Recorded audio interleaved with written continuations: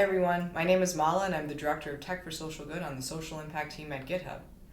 In this video, I'm talking to decision makers in the tech industry about why it's important to hire more people who have worked in the social/nonprofit sector.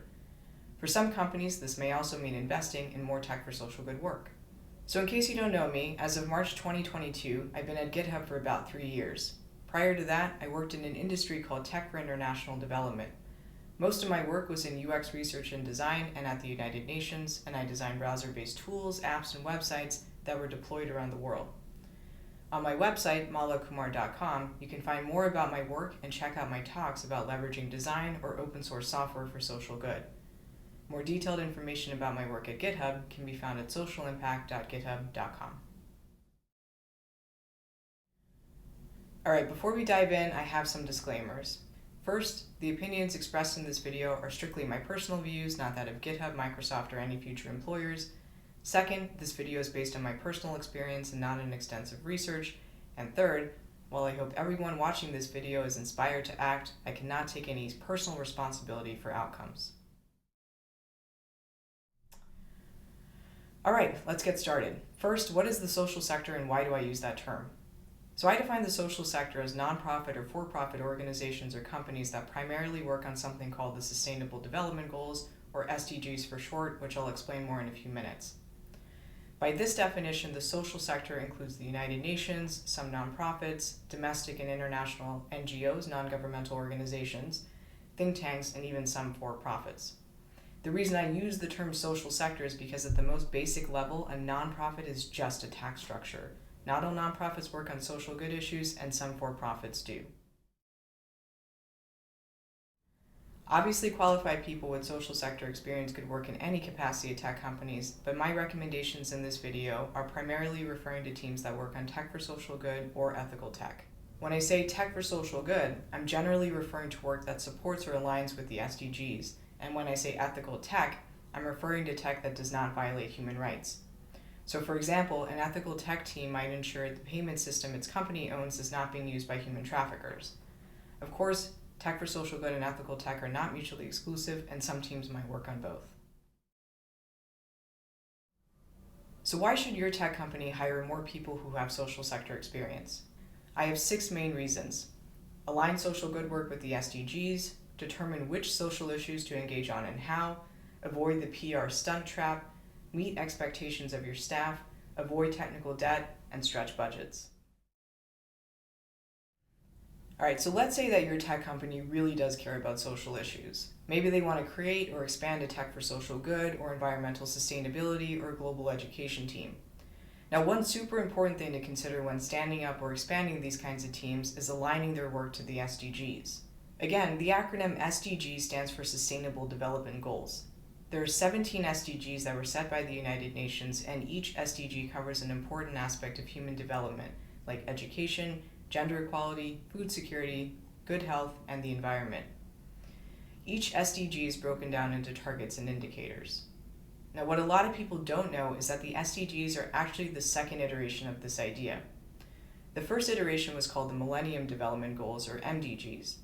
The original 8 MDGs were significant because they set globally recognized quantitative measures to define human development, which had not been previously attempted at this scale. A big change between the MDGs and the SDGs was the addition of climate and environmental goals, and the MDGs covered the years 2000 to 2015, whereas the SDGs started in 2015 and go until 2030. So in addition to being a powerful framework, the SDGs also determine how billions and billions of dollars of financial aid and assistance is organized globally. So if you truly care about impact, aligning social good work to the SDGs is super important, because no one company's programs or donations can solve such large issues. However, aligning programs in a private tech company to the SDGs is not always straightforward, because the SDG targets and indicators were not designed for the private sector. The SDGs were designed to measure progress at the country level, and so the best people to align tech company work will probably have SDG experience in the social sector. Let's be real, the state of the world is overwhelming. Right now, we're still in a pandemic, there are violent conflicts in and among countries in nearly every continent, climate change has increased the frequency and intensity of catastrophic natural disasters, and people are arguably more polarized than ever. No one company can possibly respond to every natural, political, or humanitarian crisis, and since most tech companies are young and tech evolves quickly, it can be hard to know where to start. A way for tech companies to effectively engage is to hire people who already know about or can learn about their core products and services and who have worked in the social sector in areas that align to the SDGs. One great example is actually from my work at GitHub. In March 2020, COVID cases were spiking here in New York City. My then boss encouraged me to reach out to my networks, and I agreed because a lot of my experience at the UN was in public health, and I knew by then that GitHub was, and still is, a tool of choice for many public health organizations that build software. I sent out one email to a few former UN colleagues, one of whom connected me to the World Health Organization. Though a lot of tech companies had reached out to WHO to offer support, because of my UN background, I was able to articulate GitHub's value add in terms that made sense. Through Tech for Social Good, what I lead at GitHub, the company agreed to support WHO. In the past 2 years, we've helped WHO revamp how they build software internally, and I'm proud to say that as a direct result of my work at GitHub, WHO is launching the first open source program office in the entire UN system.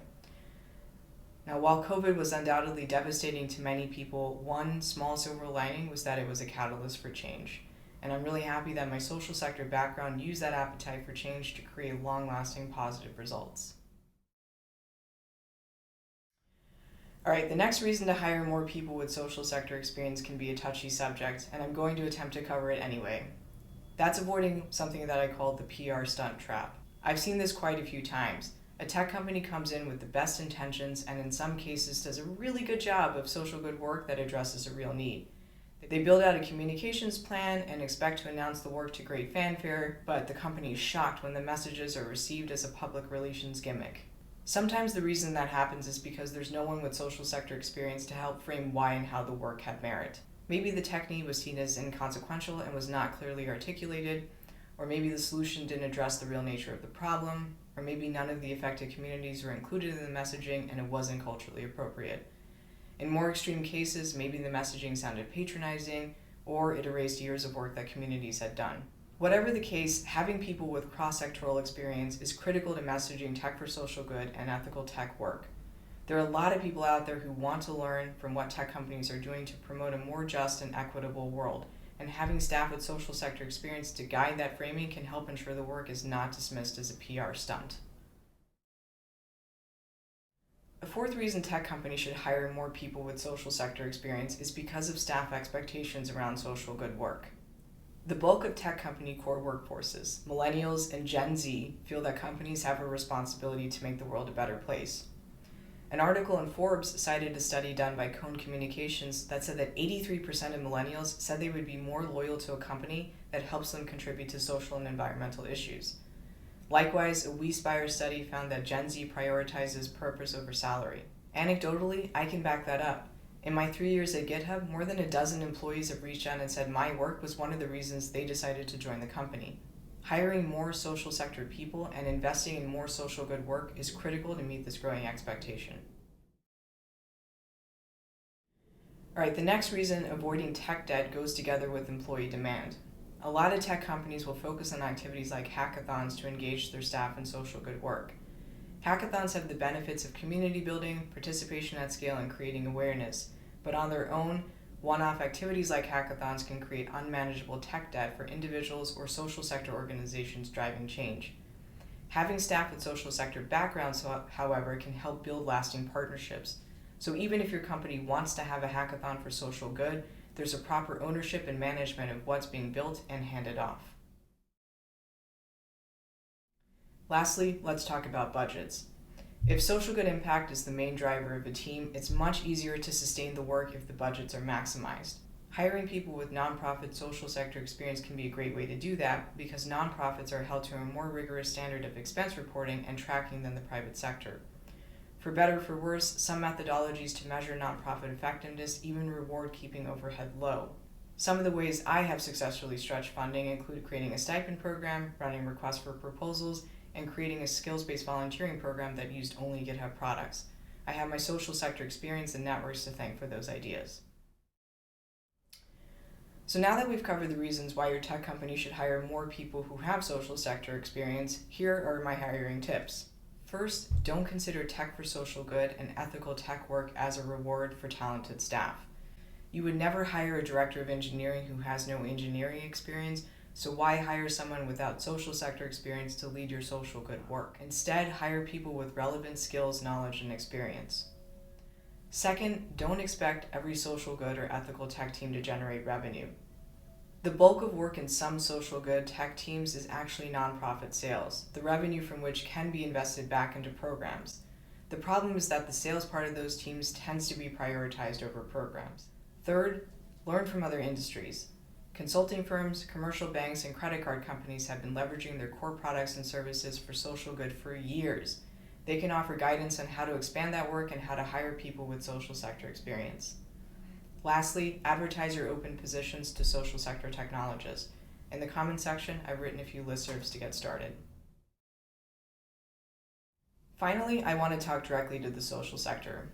It's obvious that digital technology is more pervasive in our lives than ever, but a lot of social sector organizations still consider the technology aspect of their work as incidental or tangential.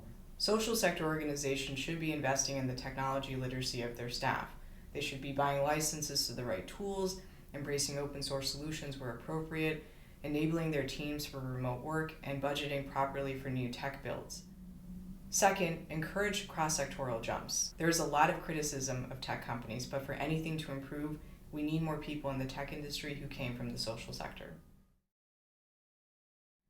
Alright, that's all from me. If you want to read more about my work or get in touch, go to malakumar.com. I am available to connect with tech companies on a case-by-case basis and offer ideas on how to engage. Don't forget to like this video and subscribe to my channel. Thanks!